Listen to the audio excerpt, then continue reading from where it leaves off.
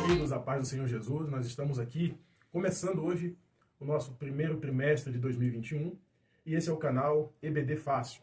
Por quê? Além de nós trazermos vídeos explicativos sobre o material que nós estamos estudando dentro do trimestre, essa aula que você vai ver hoje, todo o material didático, ou seja, em slide de PowerPoint ou em PDF, você pode receber no seu celular e, na medida do possível, dependendo dos seus recursos, usar na sua aula. Isso vai agregar valor para os seus alunos e vai transformar a sua vida como professor de escola dominical. É muito bacana a gente poder se dedicar ao ensino da palavra de Deus e dessa feita nós vamos estar estudando o verdadeiro pentecostalismo, que eu considero uma lição muito importante diante do meio que nós estamos vivendo hoje, onde o pentecostalismo está sendo banalizado em muitos lugares. É muito importante essa lição para nós deixarmos bem claro aquilo que nós acreditamos e aquilo que o Senhor Jesus tem nos ensinado. O texto dessa lição é o pastor Ezequias Soares, líder da Igreja Assembleia de Deus na cidade de Jundiaí, e nós vamos estar aqui subsidiando todo esse trabalho dele, trazendo para vocês de modo fácil, rápido, entendível e sem complicações, para que você possa entender também. E hoje nós estaremos falando sobre a pessoa do Espírito Santo nessa lição introdutória, que é muito importante. Para isso, pessoal, nós precisamos pontuar alguns objetivos principais, que são expor a doutrina bíblica acerca da pessoa do Espírito Santo. No primeiro ponto, apresentar revelação do Espírito Santo nas Escrituras. Relacionar a pessoa do Espírito Santo com a de Jesus. E afirmar que o Espírito Santo age no mundo e no ser humano. O nosso texto-áureo de hoje está em Efésios 4:30, que diz: "E não entristeçais o Espírito Santo de Deus, no qual estáis selados para o dia da redenção." E a nossa verdade prática diz o seguinte: somente a Bíblia revela a verdadeira identidade e as obras do Espírito Santo. Um tema que nós, pentecostais, vivenciamos. Nossa leitura bíblica em classe também está em João 14, do 16 ao 18, depois 26, do 16 ao 14 e João 14. "Eu rogarei ao Pai, e ele vos dará outro Consolador, para que fique convosco para sempre, o Espírito da verdade, que o mundo não pode receber, porque não o vê, nem o conhece, mas vós o conheceis, porque habita convosco e está em vós. Não vos deixarei órfãos, voltarei para vós. Mas aquele Consolador, o Espírito Santo, o que o Pai enviará em meu nome, vos ensinará todas as coisas e vos fará lembrar de tudo quanto vos tenho dito. Ele me glorificará, porque há de receber do que é meu, e vou-lo há de anunciar." E aí, pessoal, na nossa introdução, nós vamos ver o seguinte: o tema presente desse trimestre é o pentecostalismo no seu aspecto bíblico, teológico e prático. Os pentecostais são conhecidos por suas relações e experiências com a manifestação do Espírito de Deus, mas sua característica básica é o batismo no Espírito Santo, com seus dons e manifestações, como a glossolalia, que são as línguas, as profecias, as curas e as outras operações de maravilhas. A primeira lição mostra uma visão geral sobre a pessoa do Espírito Santo e do que a Bíblia ensina sobre ele. Ou seja, pessoal, nós estaremos tomando partido do ponto do pentecostalismo. Nós que vivenciamos as experiências de curas, milagres, o falar noutras línguas, nós temos essa base aqui da nossa experiência. É muito importante pontuar que a vida cristã ela não é feita apenas em experiências. A vida cristã ela deve ser baseada na palavra de Deus. E através do meu relacionamento com essa palavra, eu começo a ter algumas experiências com Deus. Algumas coletivas e outras particulares. Mas é através do relacionamento com a Bíblia que essas coisas acontecem. O problema central aqui é que muitas pessoas negligenciam a palavra de Deus, deixam a palavra de Deus sempre em segundo plano e querem criar uma teologia prejudicial em cima das suas experiências. Experiências são pessoais e particulares, algumas vezes coletivas. Mas eu não posso fazer de uma experiência pessoal uma doutrina que a Bíblia não ensina. Por isso que a igreja sofre hoje, que muitas pessoas querem tornar experiências pessoais como doutrinas bíblicas que não está na Bíblia. Existe a exegese, que é quando você pega um texto bíblico e extrai do texto o que ele quer dizer.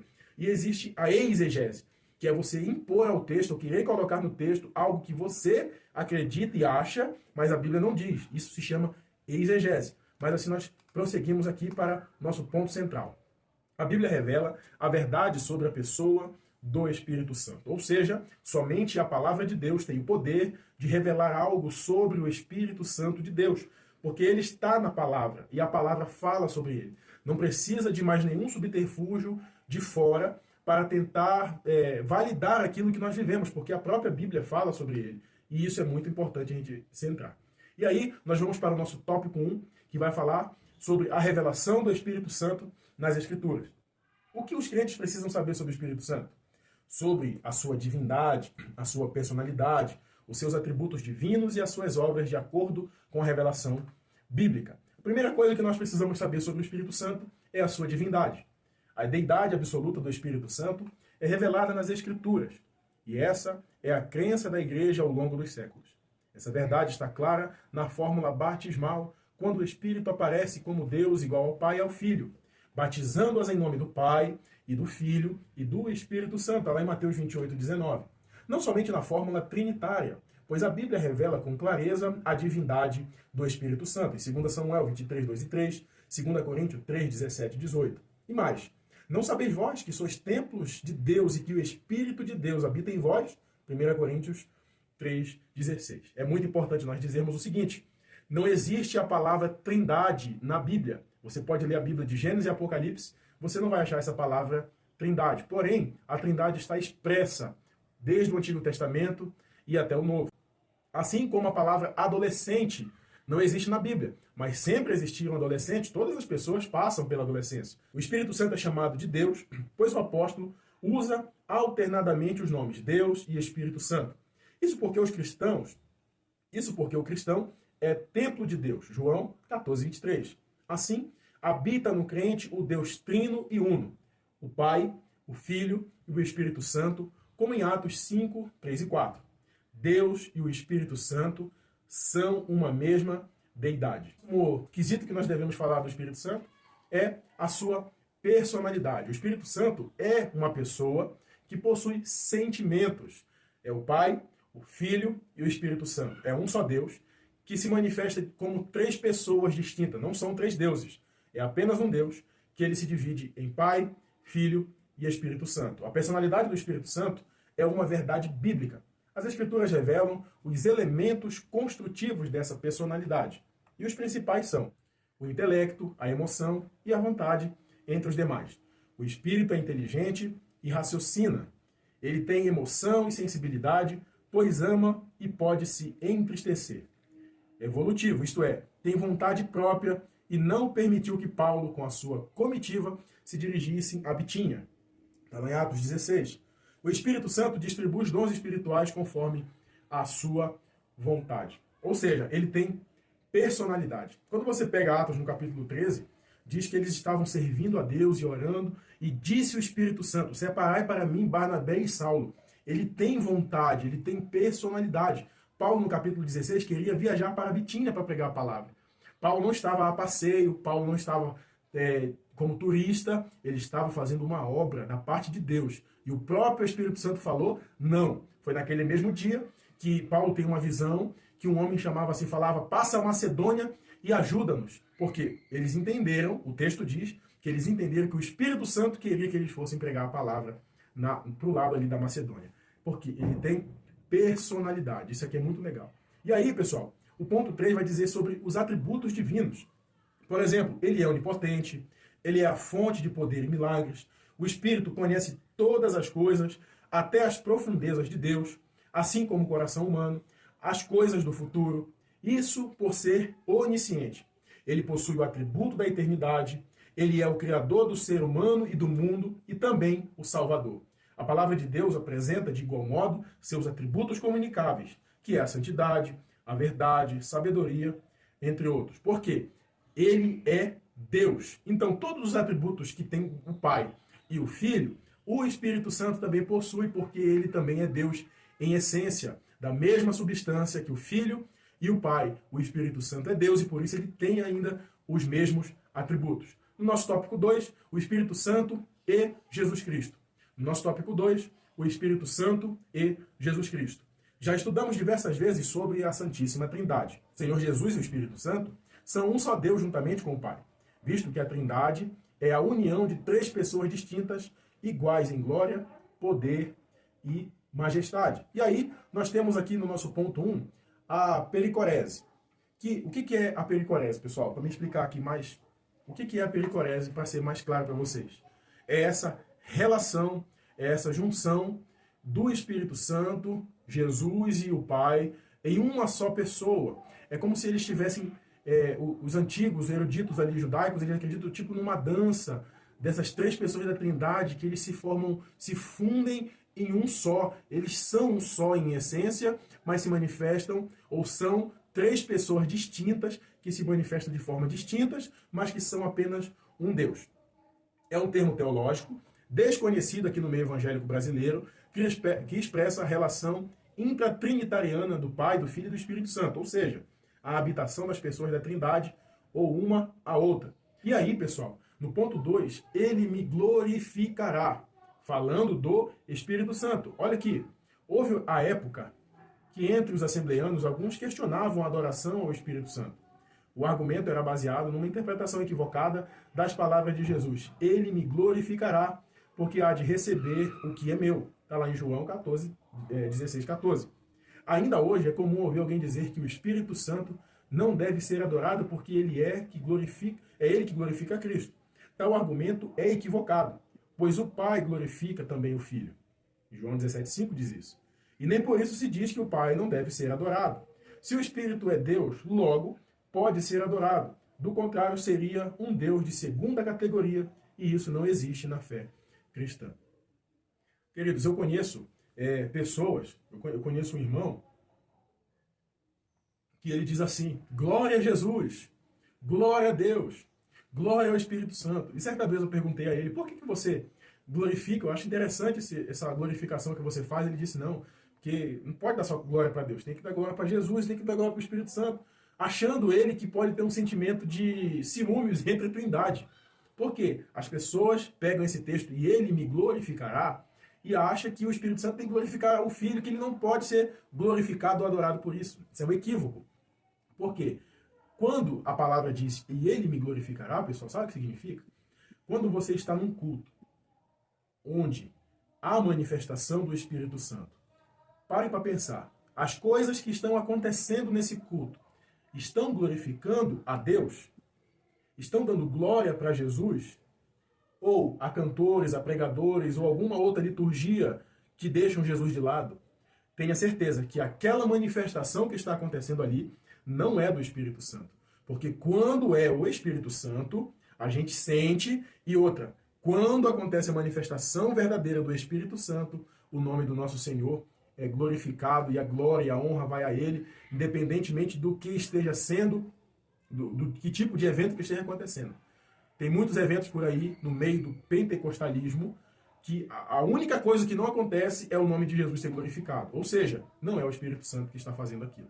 É muito importante nós sabermos isso, para a gente dar continuidade e para a gente ter um olho crítico a essas coisas também. Ponto 3.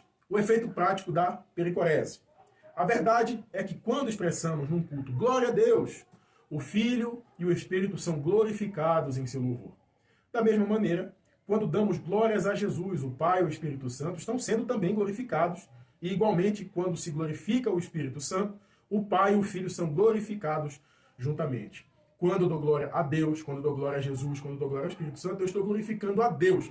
Como é um Deus apenas, todos eles estão sendo glorificados, estão recebendo louvores e adoração, porque ele é Deus. Tá? O ponto 4 fala consubstancial com o Filho. Consubstancial quer dizer da mesma substância. O Senhor Jesus prometeu enviar um Consolador e o identifica com o Espírito Santo. Mas aquele Consolador, o Espírito Santo, que o Pai enviará em meu nome, o Filho é consubstancial ao Pai, está em João 10,30, da mesma forma que o Espírito é consubstancial ao Filho. Jesus disse que o Pai vos dará outro Consolador. A palavra outro, em grego, emprega esta passagem que significa ser alguém da mesma natureza, da mesma espécie, da mesma qualidade.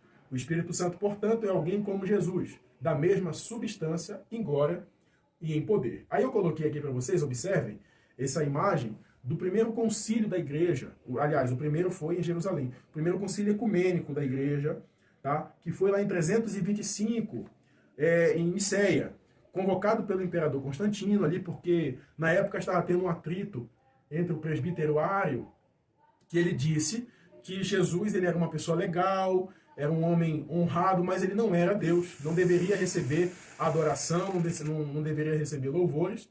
E aí começou aquele embate na igreja, porque os arianos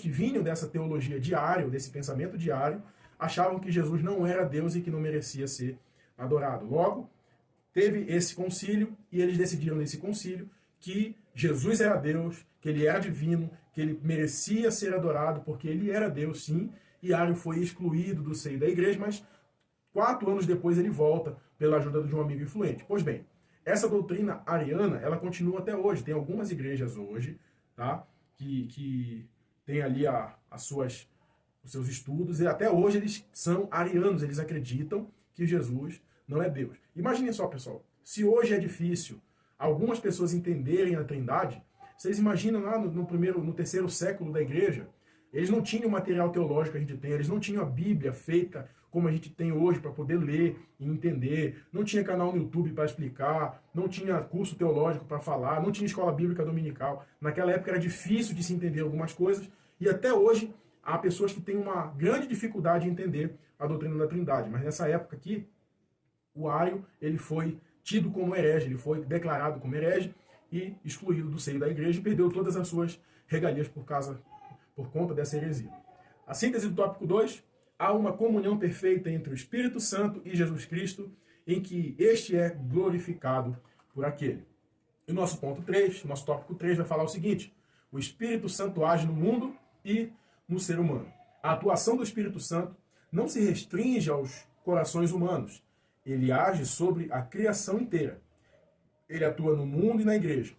Sua ação é ampla na vida humana, como no passado, no presente e no futuro.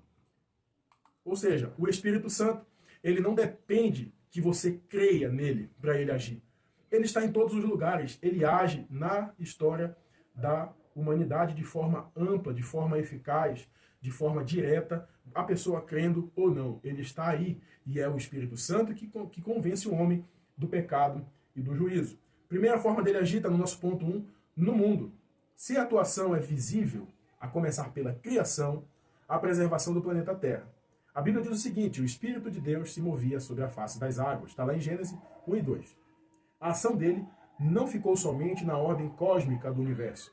Ele continua como mantenedor e preservador de todas as coisas criadas. Envias o teu Espírito e são criados, e assim renovas a face da terra. Está lá em Salmo 104, 30. A atuação do Espírito acontece também nas coisas naturais do dia a dia, e nem por isso deixa de ser uma ação milagrosa, como um certo médico num diagnóstico complicado, uma aprovação num curso concorrido, ou uma promoção de cargo na empresa, entre outras formas. Ou seja, ele está no controle do planeta Terra. Na criação, ele se revela, ele se mostra, porque ele é Deus e ele cuida de cada detalhe, independente se a pessoa acredite nele ou não. E aí, pessoal, na vida humana, ele se manifesta de algumas formas. Na vida humana. Coloquei 2 imagens aqui, eu gostaria que você observasse comigo. Na vida humana, eu coloquei aqui o primeiro quadro de cima, os frutos do Espírito, que é amor, alegria, paz, paciência, amabilidade, bondade, fidelidade, mansidão e domínio próprio.